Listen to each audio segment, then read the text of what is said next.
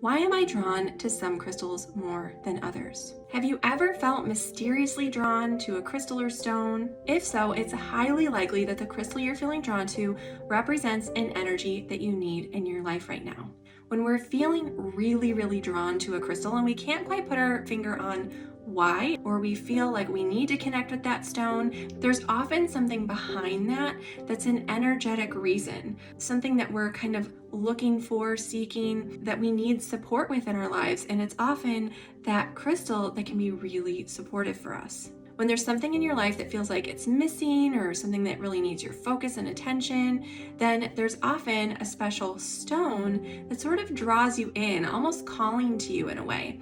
These crystals help show us the path to transformation and wholeness. Feeling like you're disconnected from a crystal that was once really important to you most likely means that you've transformed or realigned that part of you that really needed the supportive energy that crystal was offering you. What should you do with your crystals after this connection fades? So you can either keep that crystal in your toolkit, or you might even be called to pass that crystal along as a gift to someone else who might need similar support. If you find yourself being drawn to a specific crystal, listen to this. It's likely for a very good and deeply meaningful reason.